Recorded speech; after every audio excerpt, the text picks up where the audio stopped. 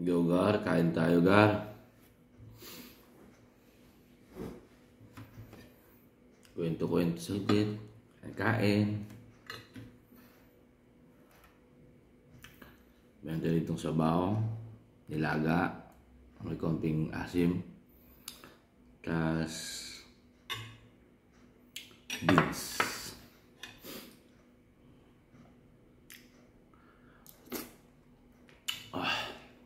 Sarap.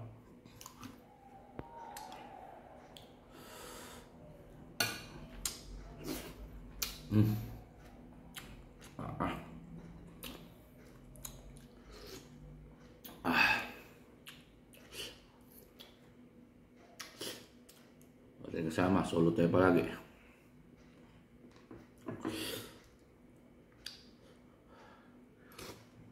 Ito yung maganda. Mag-isa na tayo. Baga, walang tropa, walang barkada. Di na gaya dati. Gala dito, gala doon.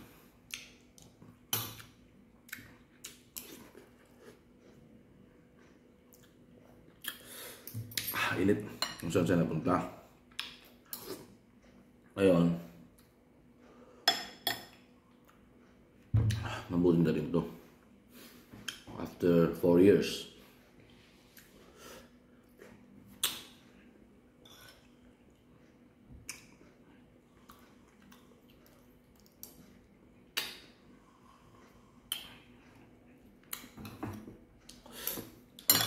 Makwento ko lang. Dati, may kilala ko. Kaibigan. Kasama sa bahay.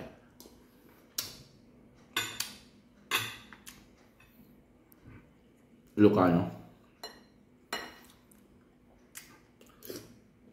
Nagulat kami. Pero luto naman ng isda. Tilapia. Bumili siya ng tilapia ata. Bumili siya. Kaibigan namin.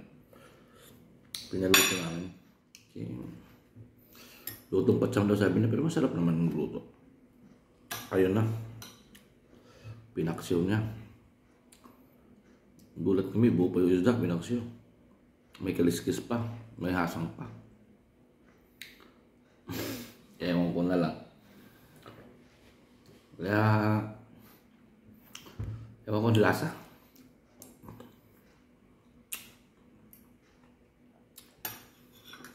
Masarap naman.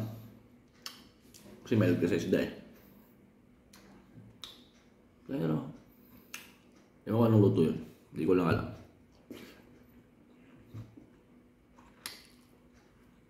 Kakagulat. Pero nakikita ko sa mga videos, vlog,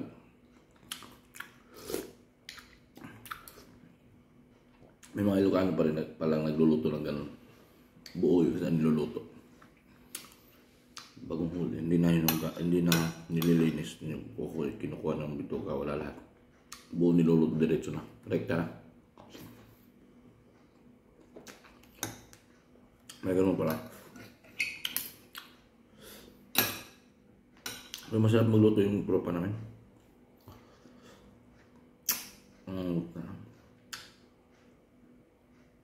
Papaitan. Sopas.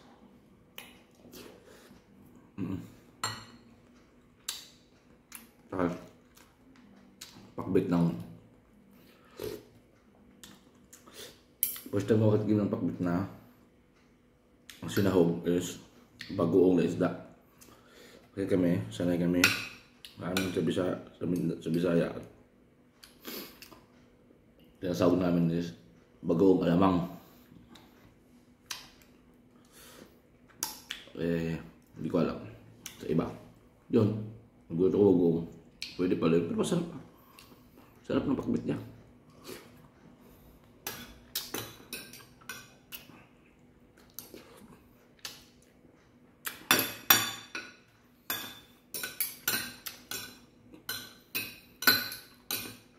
Sabi magluto ng sopas yung masarap.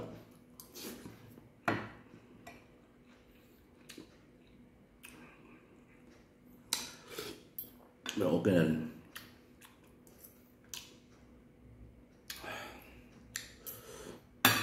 balik tayo sa kwento ng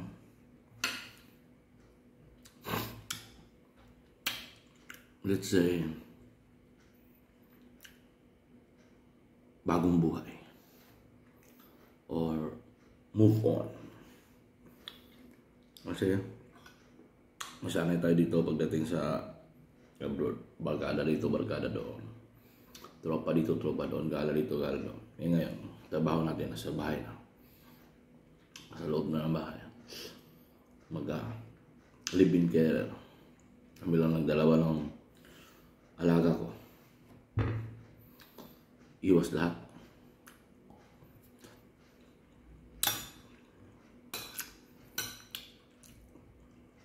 Apat na buwan din ako na walang trabaho, magala-gala.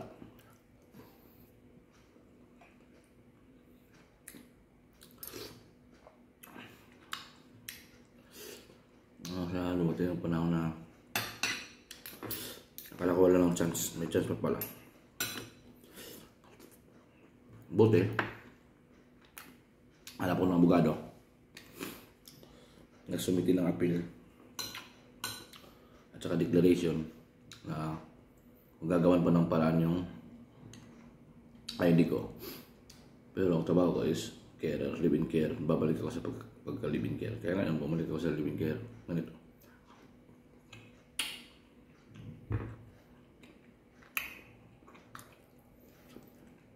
Kasi maganda trabaho ko lahat eh. Sa hospital, emergency. Kumbaga, graveyard shift. Pero ang sarap. Ano nga lang, hindi mo hawak kung iba yung mga kasama mo.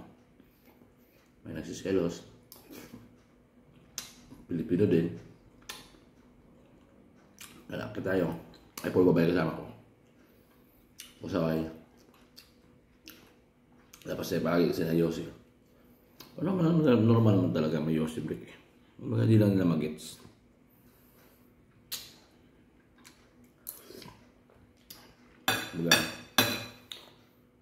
Pag ako, wala sila, hindi ko na kailangang tulong nila. Pero pag wala ako, sila andun, wala akong gagawin doon, hinahanap nila ako. Magana mo yung gusto nila lang magpa-sikat sa mga supervisor. Walang kwenta. Hanggang sa pinatawag ko, ni-report. Supervisor hanggang sa manager. Nakalimang tawag ako sa manager. Nakalimang warning din, nakalimang last warning din. Hanggang sa tatlong suspindi ako. Tatlong 2 weeks na suspended. Ano ang gagawin mo dyan? Kawawa. Hanggang sa nag-decision ako lang, sabi nila, alam kong hindi nila ako ma-determinate kasi may kontrata. Pero sabi nila, either you resign or you terminate you. Pero alam ko naman hindi matuto. Pero ginawa ko naman, nag-resign ako, tapos umapply ako sa casino. Eh ngayon, nakala ko, nakapasok na yung papel ko. Wala pala. Kasi yung nag-process matagal. Kumbaga, kumpiyansa din ako. Kasi barkada. Sana gala dito, gala doon. Nalaman ko na lang may nag-email sa akin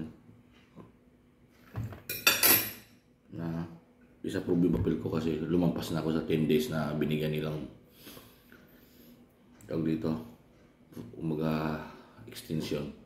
Hanggang sa umabot ng 4 months. Yun. Hanggang sa naging TNT. Sa illegal hanggang forced to deportation.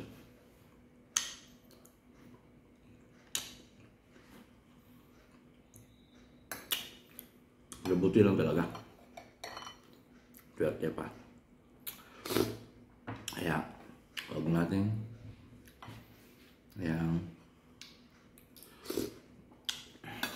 babalik tayo sa dati. Lumubog man tayo, hindi naman yun last. Aangat tayo, paangat.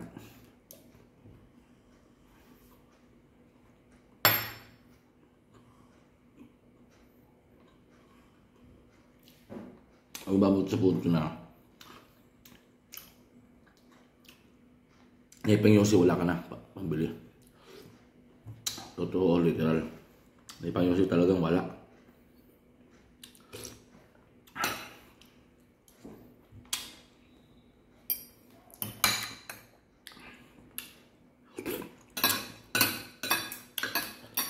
Kaya ito, ang twist niyan, pa-recover na tayo.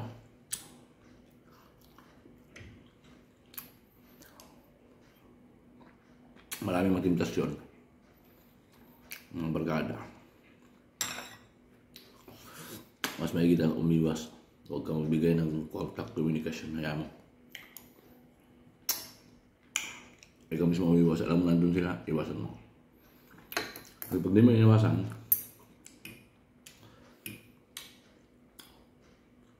dagang ano dito, mapapahama ka pa rin. Kasi mga barkada mo nga eh. Pero pag ikaw umiwas, pilitin mo talaga. Hindi mo tayo perfecto, pero hopefully talagang malampas natin.